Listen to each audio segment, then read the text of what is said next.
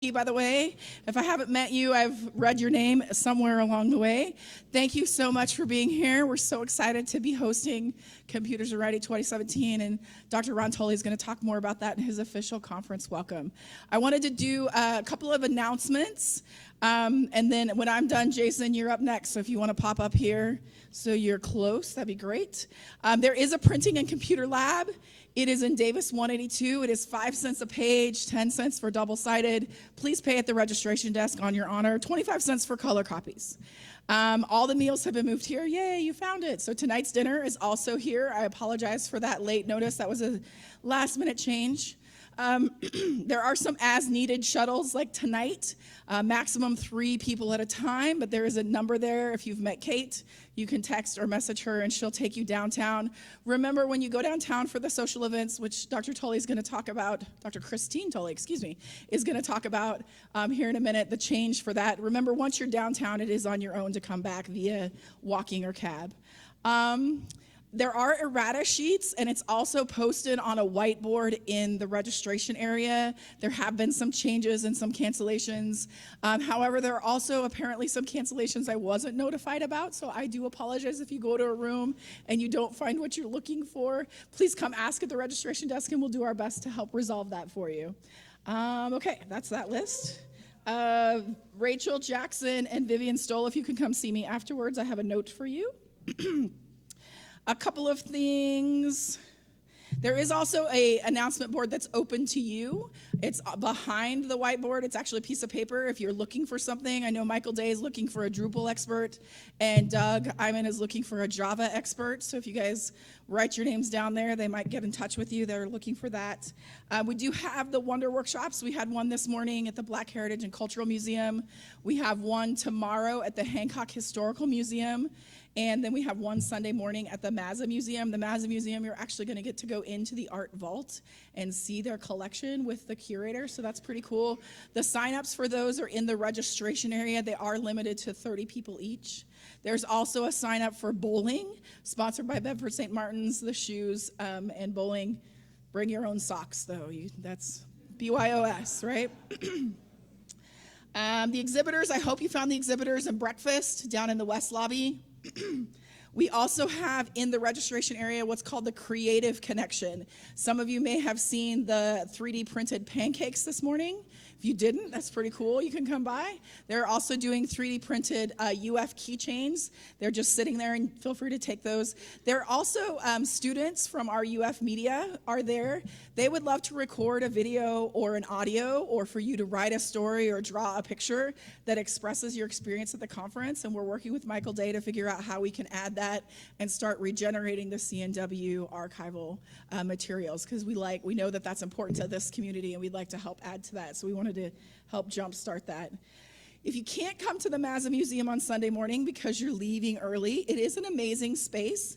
It is in the building right just to the right here. It is one of the largest collections of the original children's illustrated art, things that used to be thrown away because they were just work. But they're actually beautiful art. Man, it seems like it might go with a theme of some kind. That's in there. That's what's in there. Ezra Jack Keats, Stephen Kellogg, all these amazing artists. That's what that museum does. So if you're not going to be here Sunday morning, they are open from 12 to 5. Feel free to go in. Lots of pop-up. There's a whole pop-up gallery. There's so many amazing things in there. And the staff and the docents in there would love to have you come by. Let's make sure. Sorry, I have the list. We are live streaming the keynote and the Q&A afterwards. So when we do the Q&A, we have some microphones. So if you wouldn't mind waiting until the microphone comes to you, just raise your hand and somebody will come to you with the microphone so that the live stream can catch the question that's going on as well. Okay, Jason.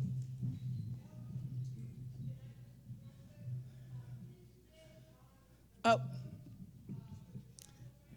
Right, the quilt is out in the registration lobby as well.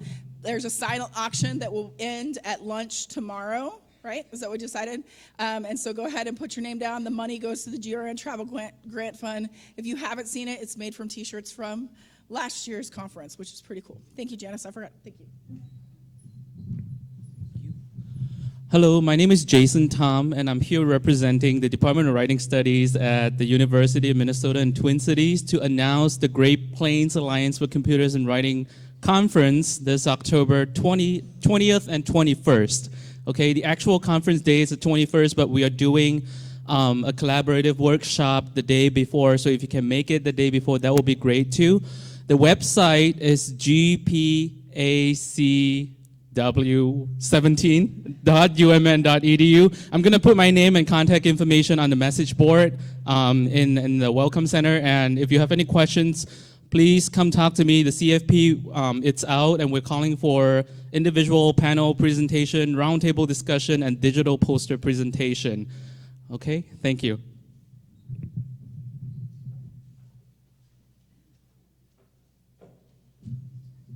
Hi, everybody. Just a quick conference update about our social event tonight. I know there was a rumor circulating around about Nino's, the place we were going to tonight. They're having some issues with the law, so we have moved. Yes, they lost their liquor license. That's a problem for us. So anyway, we are moving to Brew U. It's at 316 North Main Street, and it's about a half mile down on the side of the street of the university. So not very far, 316 North Main Street. It's called Brew U. There is parking in the back, and it kind of winds around behind another building. So there's a gravel lot that it's not visible from the road, but that's where parking will be. There is still an outdoor courtyard. There's cornhole, and then this might excite some people, but at 10:30 after the dancing, the old school dancing, there's going to be karaoke because that's the regular karaoke night. So we're still going to get that after all. So 8 p.m. tonight, 316 North Main. And now I'm going to turn it over to Dr. Ron Tully, or as our graduate students call him, Mr. Dr. Ron Tully. So there you go.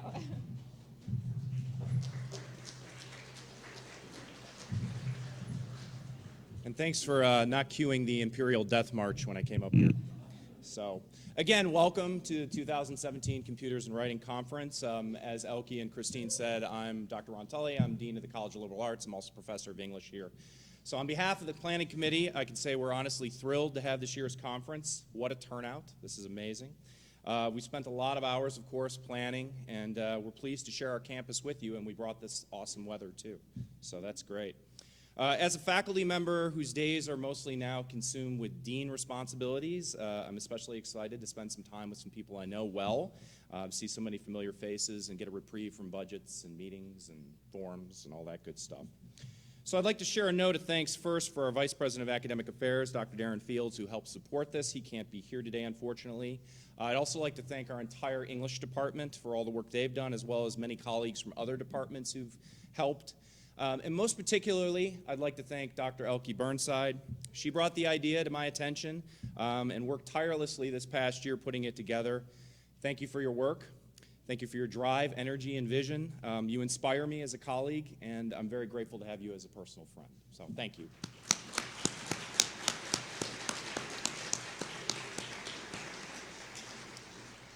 So this year's theme, as you're aware, is Techne, Creating Spaces of Wonder.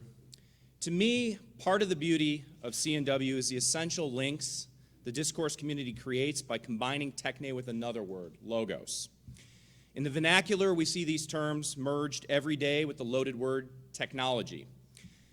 The seemingly benign term kind of further obfuscates the disconnect between the scholarly concerns of accessibility, class, race, gender, culture, power, etc., and the common popular understanding of the term, which generically references the reified elements, the artifacts, our phones, TVs, etc., of techne.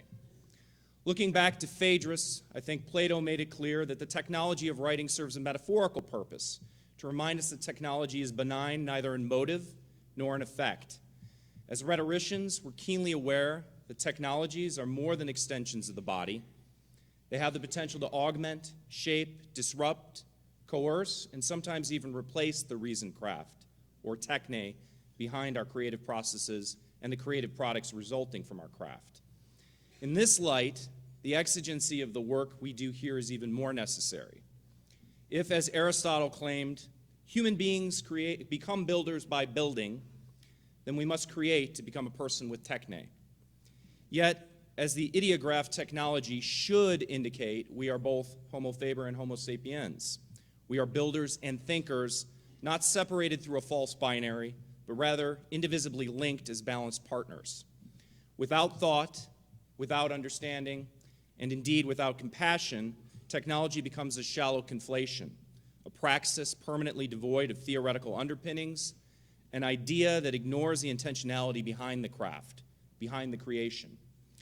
The spaces C&W provides then, both on and off campuses, help facilitate our pedagogical explorations, our scholarly interrogations of how our own practices inform the craft, art, and disciplinary trends of our field. And the discourse community represented at this moment by C&W is, in my view, essential, particularly so in a time when those at the highest level of power continually use technology as a weapon of chaos, obstruction, suppression, and inequity.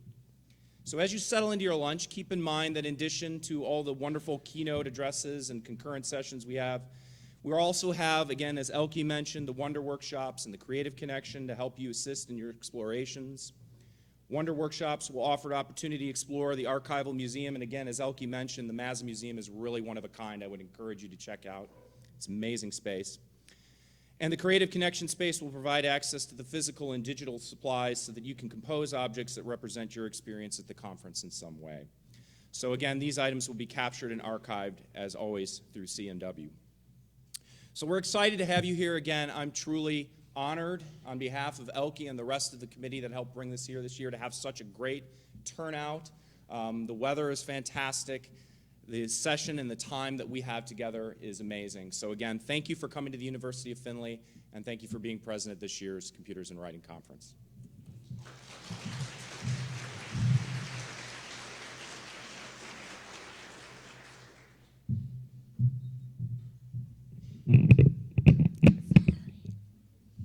Hi, good afternoon, everybody.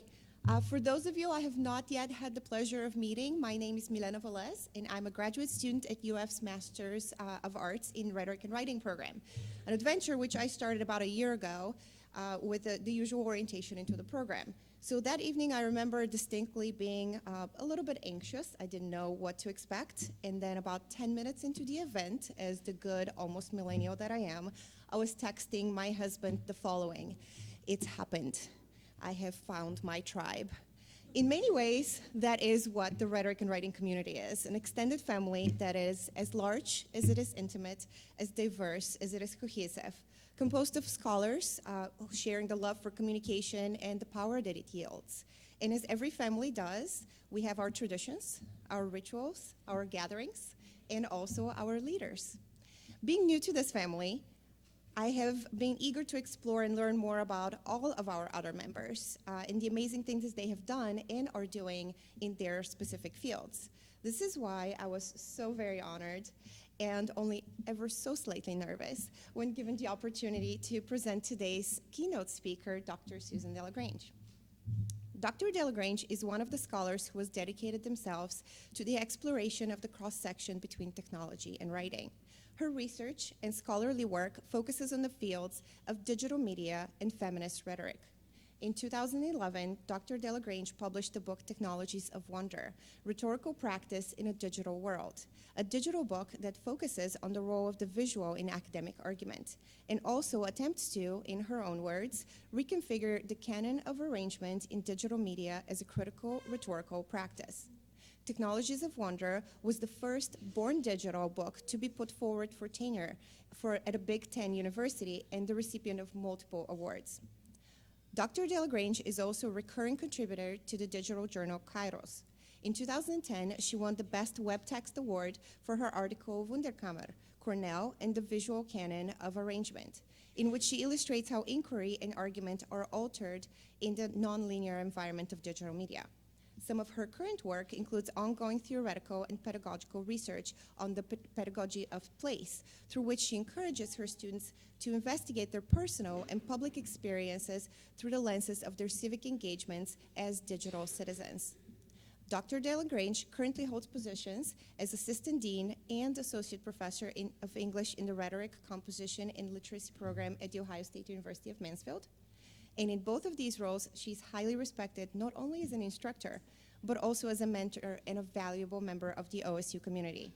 Over the years, Dr. Delagrange has ensured grant funding for a variety of projects at the OSU Mansfield campus, including a Coca-Cola Critical Difference for Women grant for a documentary project titled Documenting Access and Success for Non-Traditional Women Students, a rhetorical technique of space and place, a topic that is very close to my heart and also happens to tie perfectly in this year's conference theme. Throughout her career, Dr. Delagrange has continuously created spaces of wonder all around her, and I, for once, can't wait to learn more from her. So please join me in welcoming our second keynote speaker for the day, Dr. Susan Delagrange.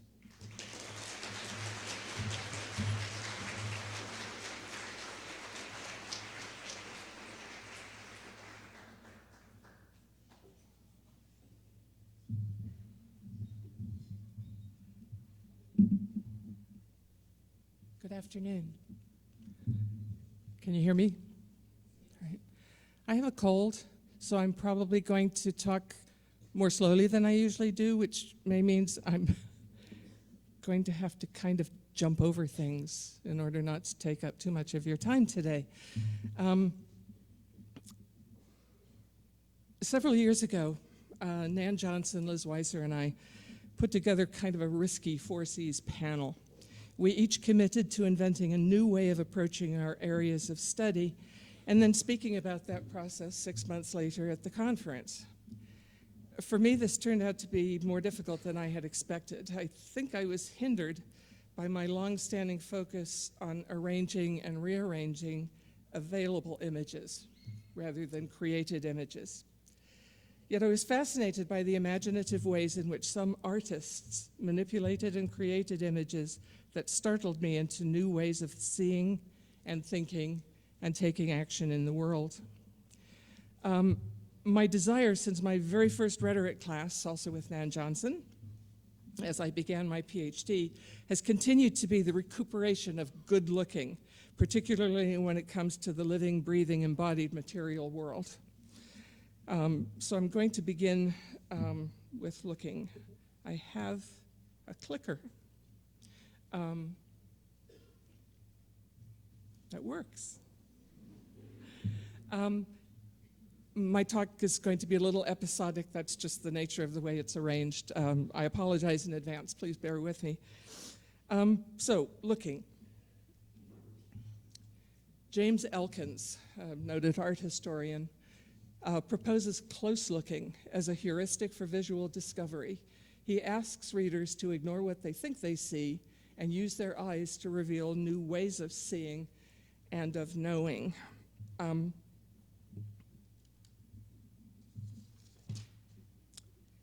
In How to Use Your Eyes, Elkins asks his readers to look very closely at rather mundane objects, postage stamps, a candle flame, sand, the inside of their own eye,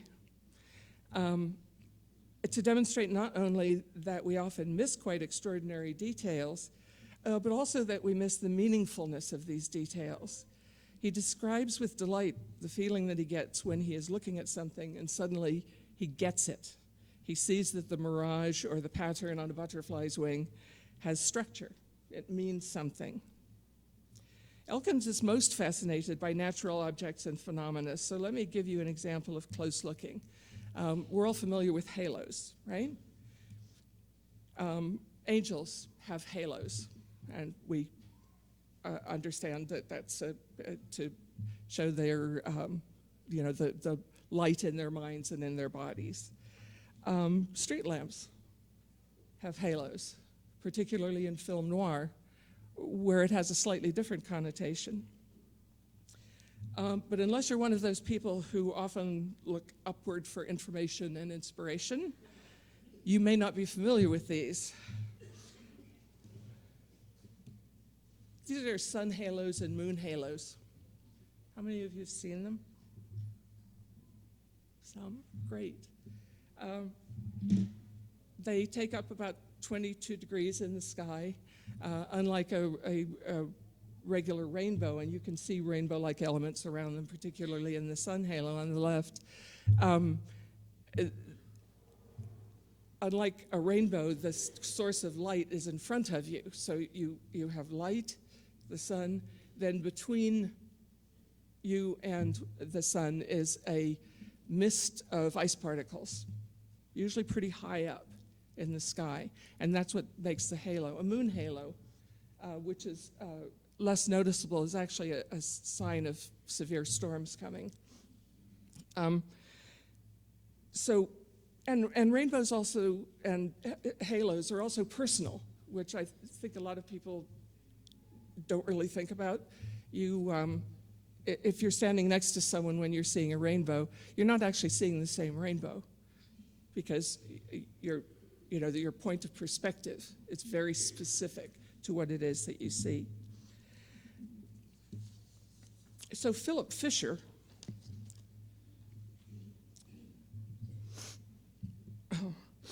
excuse me, I'm sorry, this cold is stuffing up my mind as well as my head. Philip Fisher makes a similar case for what I call slow looking. He suggests that the potent state of not quite knowing is fertile ground for discovery and invention. And his book, which starts with the word wonder, has been one of my go-to sources. Fisher traces the concept of wonder from ancient times to the present as it has informed attempts to understand what it is to make a rainbow. So we go from sun halos to rainbows. And this is a drawing by Descartes, his attempt to explain how a rainbow works. In this case, the source of light is behind you. The perceiver is next. The little spots represent rain coming down in front of you. We live in a house that's directly east-west, and so if it's raining on one side of the house and the sun's out on the other side, we always race to the rainy side because we know we're going to see a rainbow.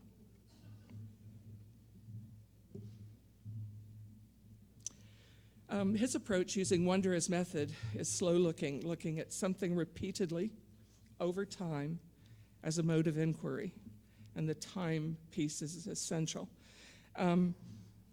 Fisher says wonder builds messy explanations. He's based on association, accumulation, and analogical thinking. Wonder, he says, is because thinking or curiosity is enabled by a first encounter, but not easily satisfied or quieted. You may remember the museum scene in Ferris Bueller's Day Off. Probably Fisher wouldn't call this slow looking, but it's illustrative. More seriously, I think Stephen Johnson, where are we here?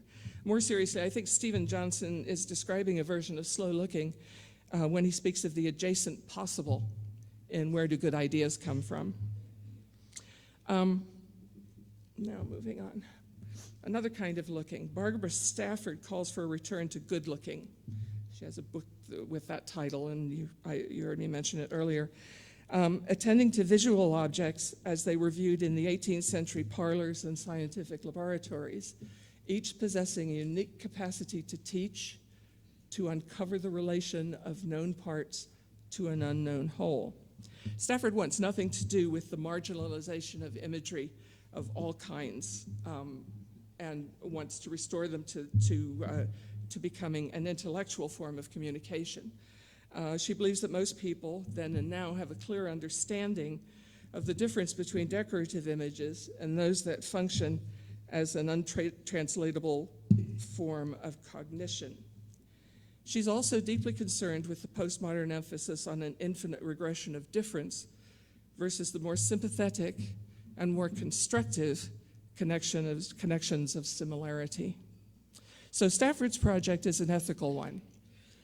She wishes to restore a practice of good looking. Every time I say good looking, think of it in scare quotes. In response to postmodernism's narcissism of minor difference, that's her term, so it's also in quotes, but I love it.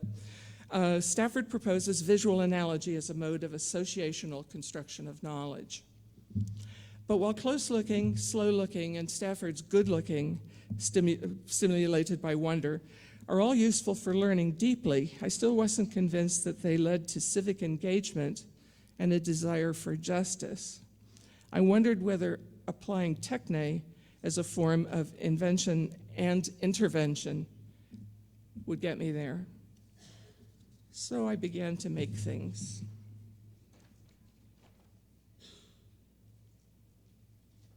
Part 2, making. I'm quoting someone here. We're pretty sure E.M. Forster didn't say it, but how do I know what I think until I see what I make? And that's very much what an associational process is. I started the project with Unsworthy's primitives and expanded the list with a stronger visual vocabulary or visual grammar, I'm not sure what I want to call it, that opened up the chance for associative insight or associative intersection. So let's look at an example. This is art, rhetoric. Around the, oh dear, it's not quite centered. Around the edges here are some of the words that I kept creating a list of to imagine different ways in which you could change an image in order to create a different meaning or change a group of images to establish various kinds of connections. So you see it goes down, it goes across the bottom, it starts up on the other side. Christopher Baker created a project called American Toys. And that didn't get me where I wanted it to. All right. What I was going to show you was a poster. He looked at all of the images of toy guns that had gone through the patent office since the very first toy gun. It was several hundred. You can, if you go back, can you click on it? Okay, all right, never mind, thanks. All right, and the poster was just a series of all of the pictures of toy guns that have been created up until the time that he created his poster. Then he did an interesting thing with them, and I'm not sure whether I'm going to be able to get this to play either. Let me, right, yeah, I saw it on the screen there.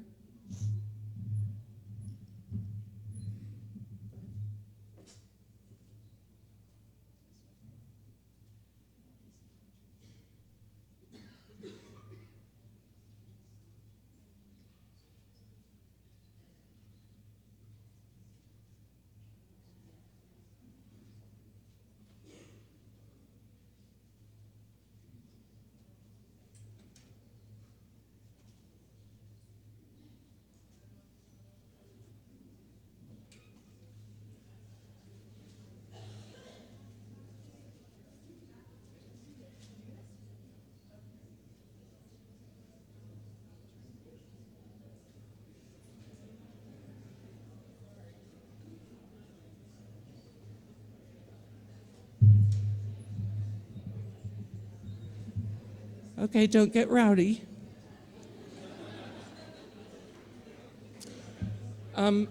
It's only 37 seconds long, and I hope you'll be able to see it while we fiddle with things here, but it's an extraordinary compilation laying upon the first image of each subsequent image from the patent pictures that creates an absolutely fearsome image of iconic gun.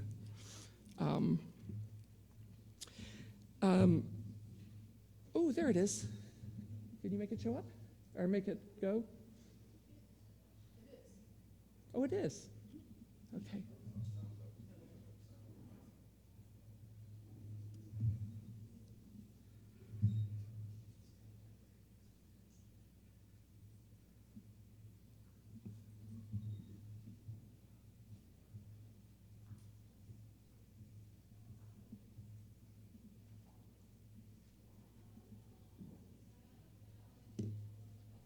Isn't that amazing?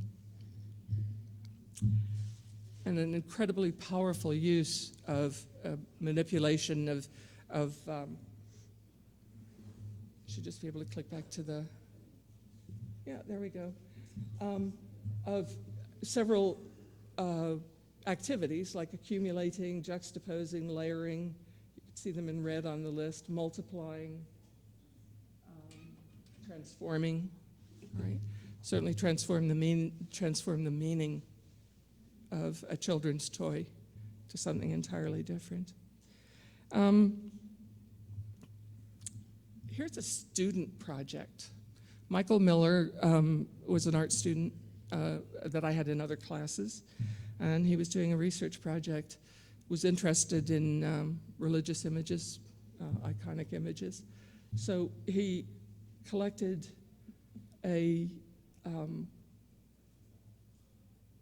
several hundred of them, and what he was trying to do is to describe in his paper the difference between Byzantine and Renaissance art of this type, how you could tell the difference. And like Baker, he used a layering process to create this. On the left-hand side are the Byzantine images layered up, and on the right-hand side are the Renaissance images. And it's obvious that the hues are different. The Byzantine are darker,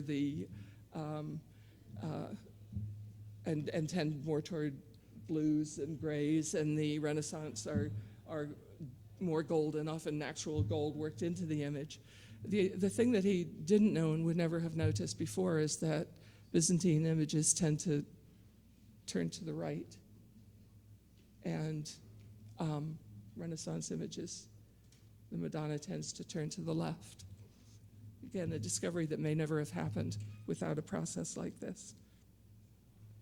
Here's something by Lovmanovich.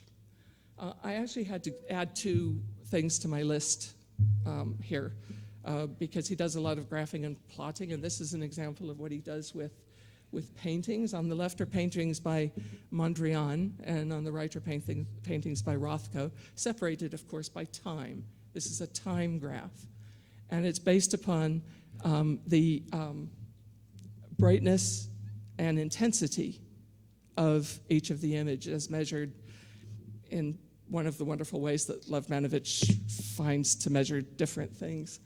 I'm not sure if this is rhetorical, but it's certainly applying a visual rhetorical tool in order to learn something more than can be learned by seeing pieces in isolation. And finally here, Abelardo Morell, a photographer. He uses a camera obscura, one of my fascinations, in order to take pictures inside rooms with the lens of the camera in front of a window, and all the other light is kept out. The lens of the camera obscura in front of a window that then throws the image outside the window onto the wall of the room where he is taking the image. They take about 10 hours, I think, to do. I've often wondered, this is the image that's displayed all the time. He's done many of these, and he's began working in Keller, and it certainly literally turns upside down our sense of place and where we are, and makes us look harder at what we see in the background than we probably ever would if we were just looking out the window.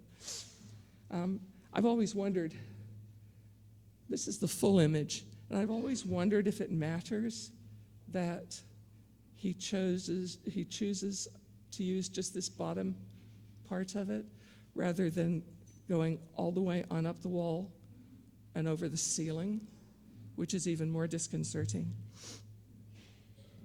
And the question is, do they mean different things? choosing to use one or the other. What can we learn? What can we say? How can we take this into our reflections about design and visual manipulation? I'm going to move on to speculative design. I want to spend most of my time on the my fourth section, and speculative design is going to be rather brief, partly because it mimics some of the things that what I've already showed you do. But I got very interested in speculative design because of its use of a tool. It's used to come up with ideas rather than just projects. So speculative design is a tool to create not only things but ideas. For them, speculative designers, of course, design is a means of speculating about how things could be, to imagine possible futures. And here I think we're getting, moving back to thinking about close looking and slow looking and then good looking. We're moving into an area where we can think much more critically and much more specifically about what we're trying to do with images, what we're trying to do when we make things, because this takes into account not just the images themselves or designs themselves.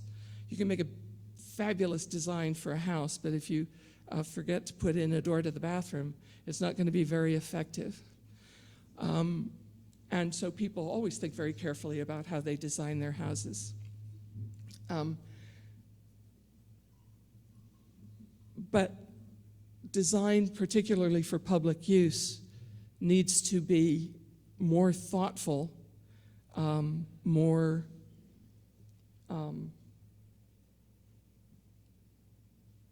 ethical.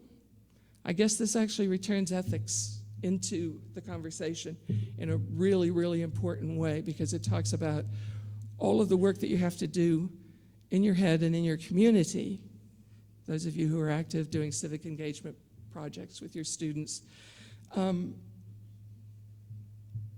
it allows much more investigation that's going to allow a design that fits into the community and takes the community needs into account. Digital media have energized the production of visual rhetorics and argument, accompanied by an emerging body of scholarship that revisits the rhetorical canons in light of these kind of new media contexts. For me, the canon of arrangement as a visual heuristic has been particularly productive. As I just said, until recently, I concentrated on visual arrangement as my primary heuristic for discovery and invention. As you've seen from these few examples, it's incredibly generative and incredibly flexible.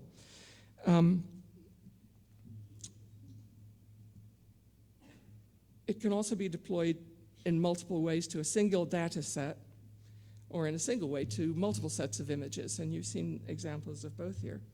But it doesn't inherently result in a techne of invention and intervention. This is Janet Atwell's term.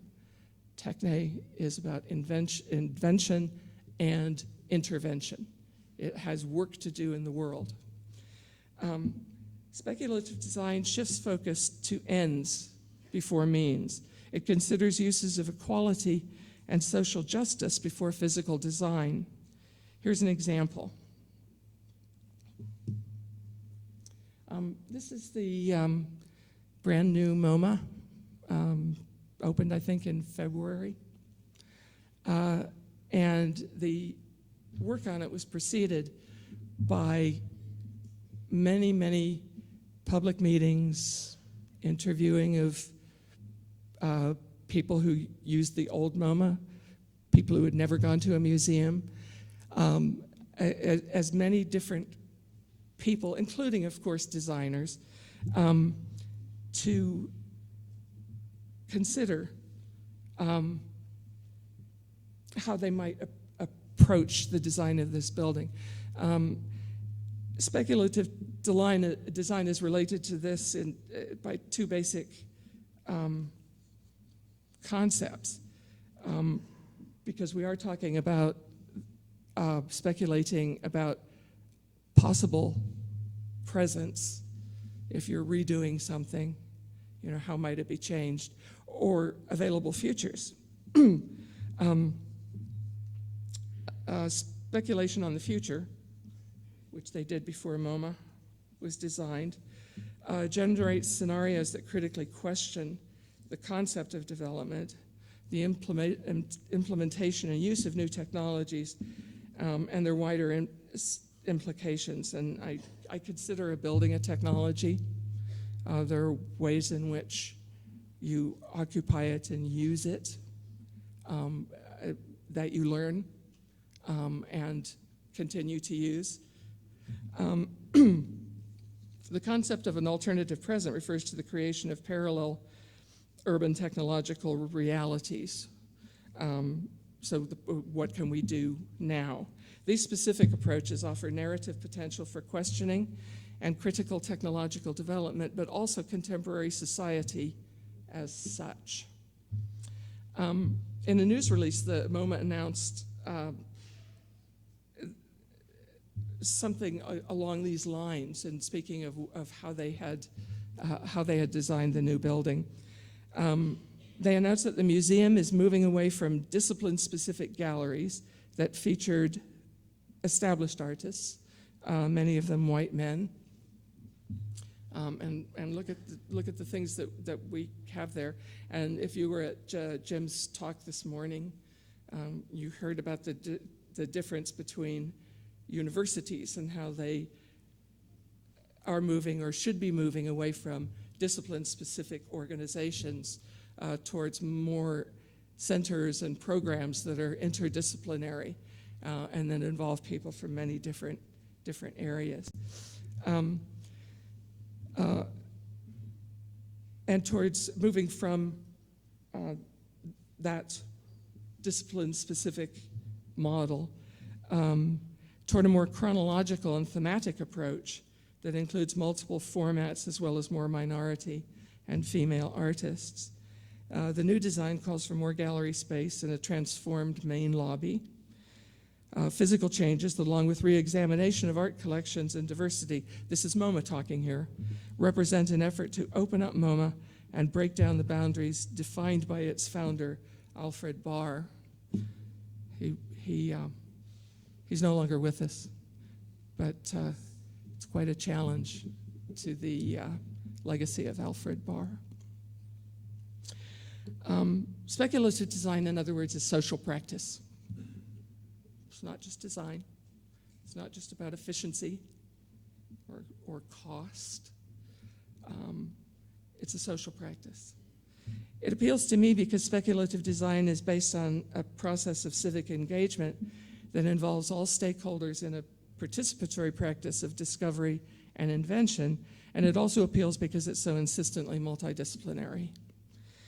Speculative design, the practice of creating multiple visual projections and potential futures with designed objects, might serve as a model for a visual technique of invention and intervention in digital media. Speculative design, rather than accepting the present as a given, explores how different presents may result in more ethical, responsible futures. As a rhetorical strategy, speculative design is a process of revisioning or making the familiar strange through digital manipulation rather than simple representation of available evidence, and creating a productive space for the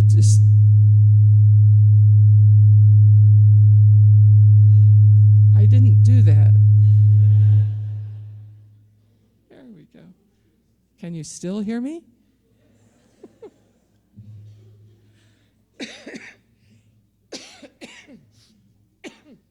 Excuse me, maybe not for very long.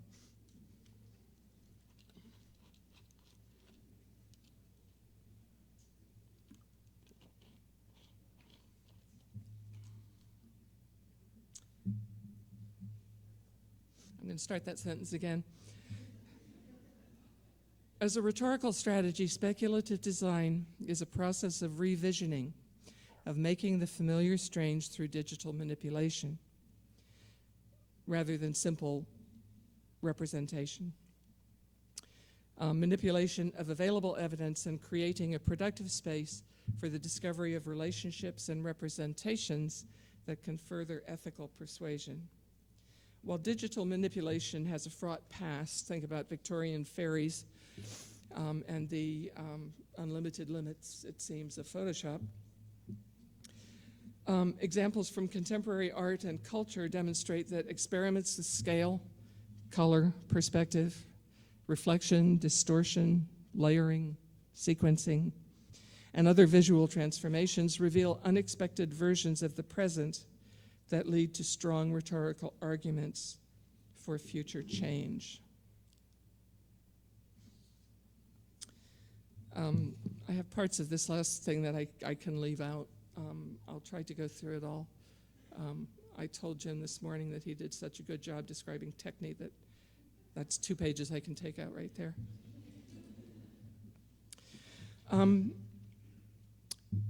Beauty, for me at least, is my newest and most amorphous space for invention. And right now it's the most intransigent. I keep finding different results from looking at different kinds of things, and so please understand this as an experiment in progress.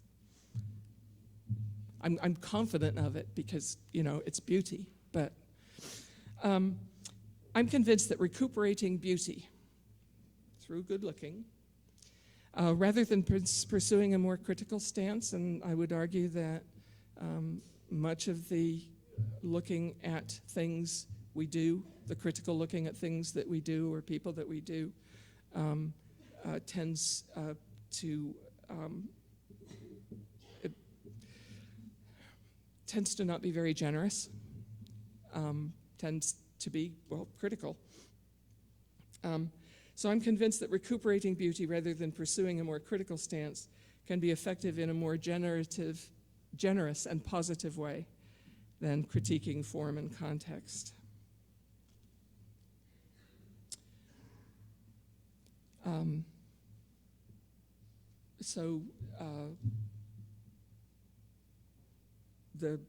My beauty project.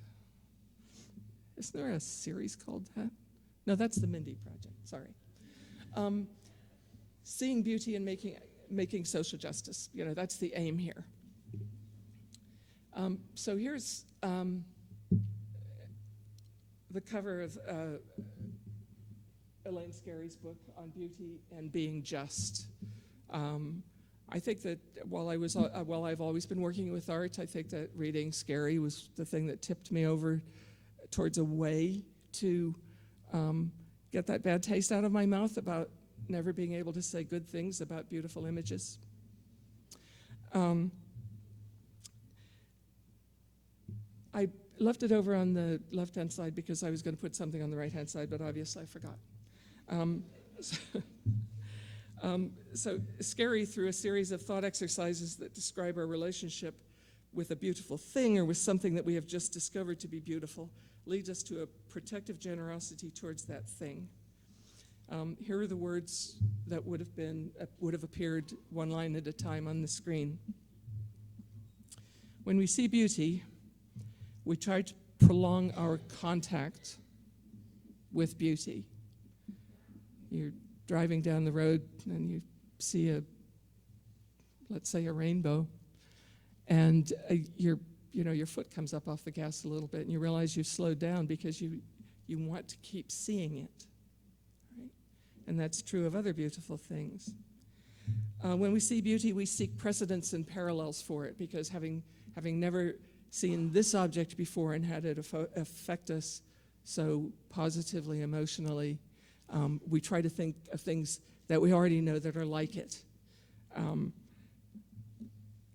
We wish to make copies of it. Now, think about that for a minute. We can make copies in all kinds of different ways, can't we? If you see,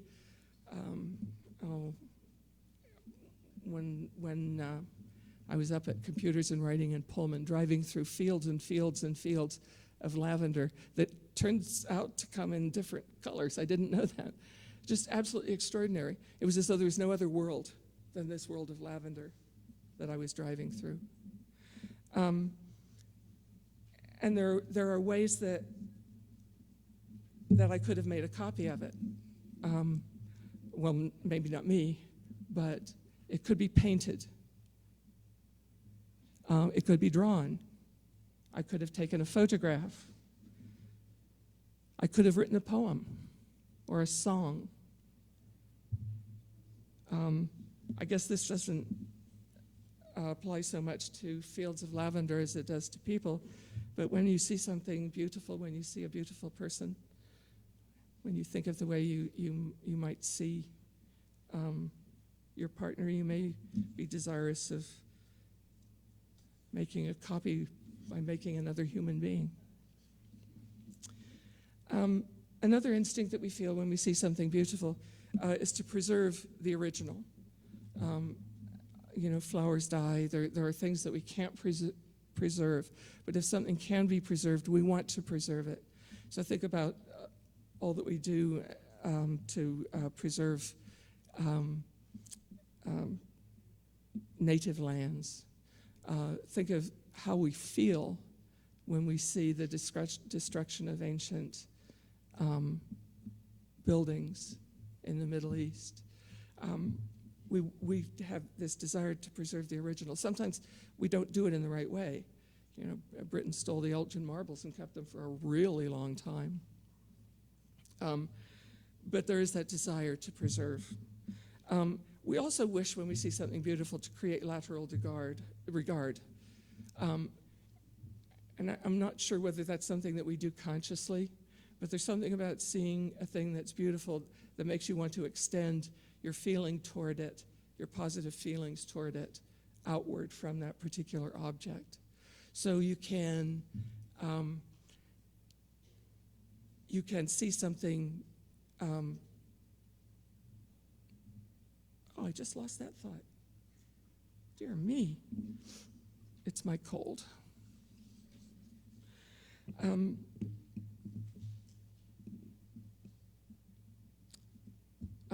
So we wish to create lateral regard, and I have a really good example that I'll remember later. And then finally, just outside of that beauty, Scary feels is life-saving and life-preserving, not just of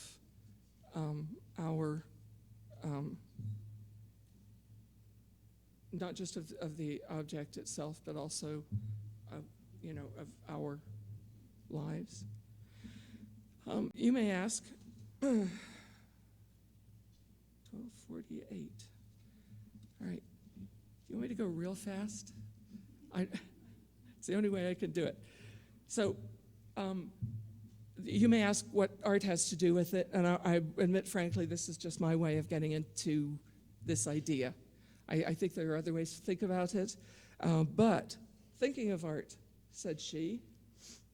Oh, there it is. Darn. All right. Here's Simon Evans in Everything I Have. Now, it's not typical beauty, is it? It's ordered, right? But it's also an interesting, provocative idea, isn't it? A visual of everything that you have. When you look at it a little more closely, the tension here is between the labels, which are not just, look at the top, the second one over just says denim, okay? And that's a label. The first one says, the challenge, no, I can't read it. It's too grainy, sorry. Maybe I can find it here.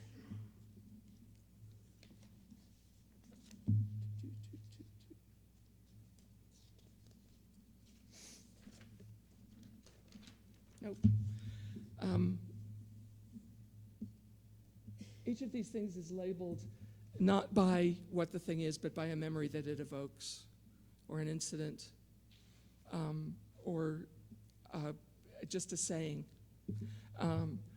which makes this, again, something that you kind of see like a rainbow. Nobody sees the same thing when this is going on, and it calls your attention to the most mundane things and makes them beautiful in an interesting way, right?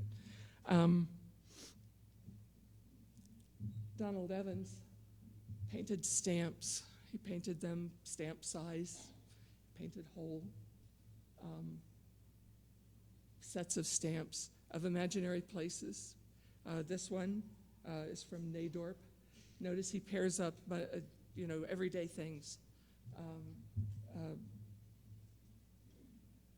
See, a button and I don't know,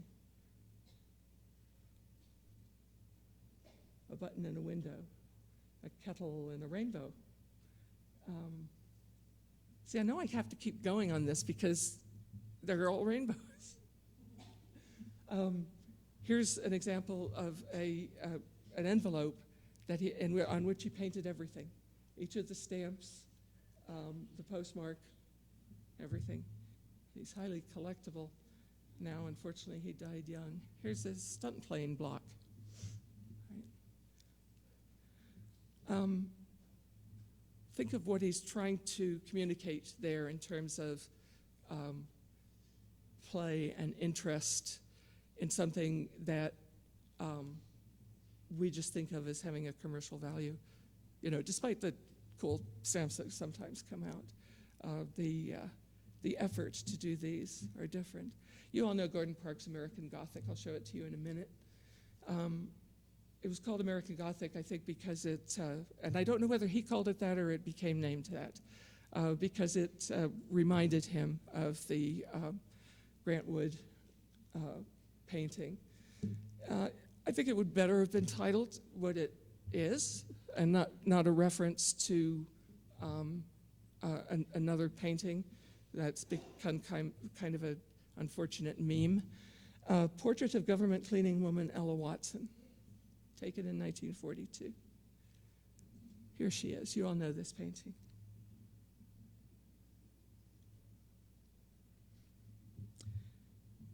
Parks here creates beauty as it emerges from dignity, from serenity, to a feeling of worthiness. Here's another Parks image. Same thing. I think it's interesting to remember that Parks was mainly known as a glamour photographer, fashion photographer. He took pictures of movie stars and all of their elegant clothes. But these photographs are an important part of his oeuvre. All right, moving on. I wanted to talk about John Rawls. I'm not going to, but his theory of justice is closely related to this aspect of looking at beauty, that if you have a social contract and you have a responsibility to, in any situation that is uneven, to try to create equality and uneven wealth, uneven power, uneven whatever it is. You have a responsibility to create equality, because his argument is that in a situation where you don't know which party you are in a particular situation, you always choose to make them as equal as you can. So you have a duty to do that even when you know which person you are in the equation. This is by El Anatsui. He's a Ghanaian, uses found materials. They actually import scrap metals to Ghana so that children can take them apart, the little plastic things for inside bottle caps, and taking electronics apart and things like that. And El Anatsui actually decided to use those materials and many other materials to make beautiful things without children having to do something to them first. This is called earth skin. It's made of bottle caps and copper wire. And I think it's probably the most extraordinary thing I've seen in my life so far. This is something that I come back to over and over and over again. Here's a close-up.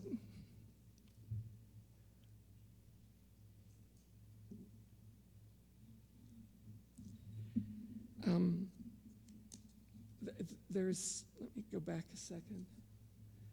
I first saw this image in the New York Times, and I've spent the years since trying to go somewhere and see a work by Ellen Tsui. They have one at the Akron Art Institute, but it was on loan when we went up there. I mean, it's been this strange thing. But there's something about seeing an image of this that makes me want to be there with it. That just, it's this desire to see it in person, to look at it more closely and more slowly. I want to touch it, and I want to hear what it sounds like.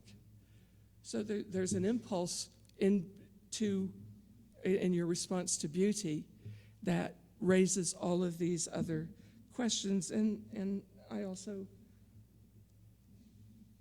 believe that it should be preserved. Here's another hanging called Gravity and Grace. Interestingly, here's the same piece hung differently. He doesn't care how it's hung. He gives no instructions for that. So making beauty can't be abstracted from the culture that made it, and therefore desire to protect the art becomes a desire to protect and preserve the people in the culture.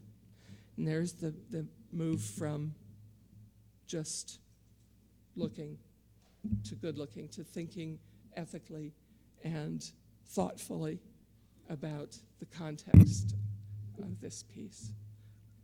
The collection to Techne is inescapable, so I'm not going to tell you about it. Jim did that.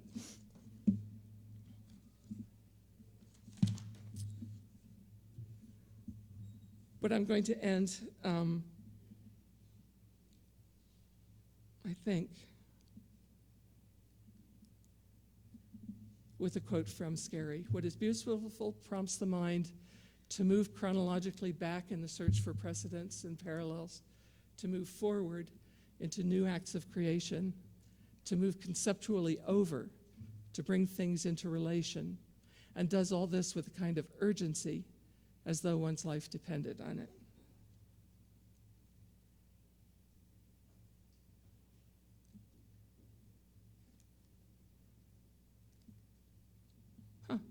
My back button doesn't work. There we go. Thank you.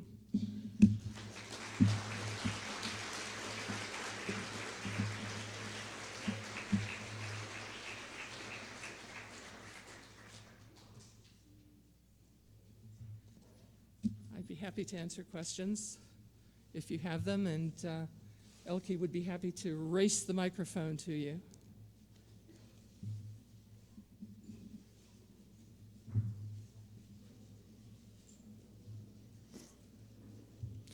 And I know some of you have things that start right at 1, so I'm not offended. Yeah.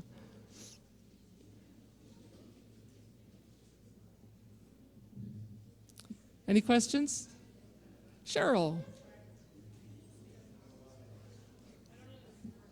It's not. Yeah, ask me and I'll repeat it.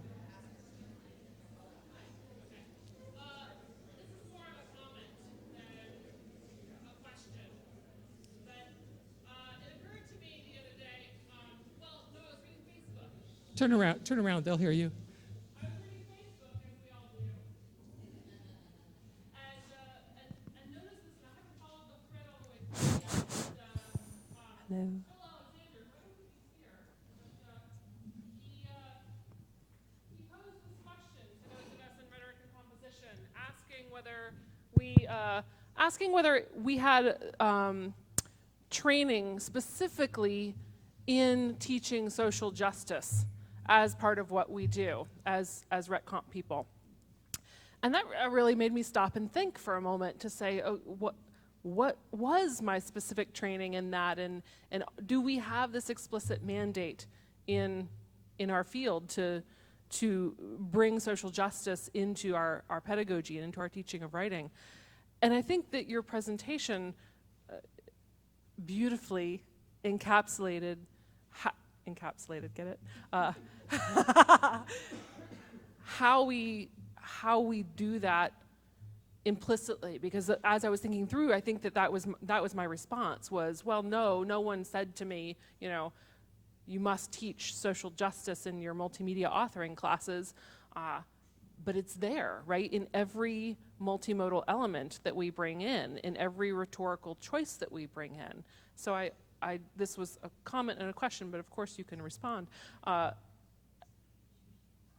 we do this through speculative design, and that we do this through the found beauty of objects that we are collecting, that we are seeing, that we are hearing, that we are feeling, and that we question the provenance of those items and how we are using them is the most perfect explanation that I can now go back to Phil and say, oh, see what Susan said, right? So thank you for that. All right, thank you. I think that we got our training kind of through the back door. Can you go back to the mic? Sorry. Thank you so much. I appreciate it. Sorry. And I was being all friendly. I think that, first of all, we got it through our classical training, didn't we? Because we've got, all right, I'm not going to get these terms pronounced correctly. And episteme, which is, you know, like logic, that kind of knowledge.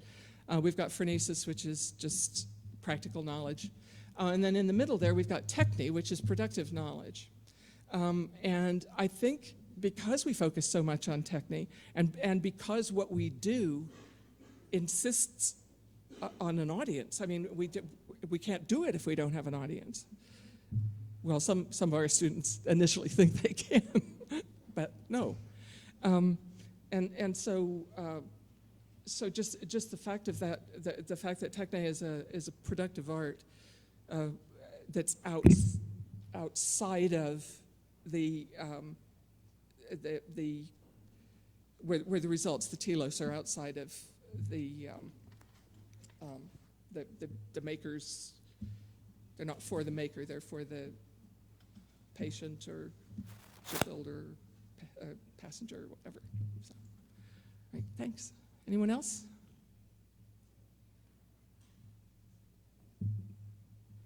All right, thank you so much again, Susan, for sharing with us.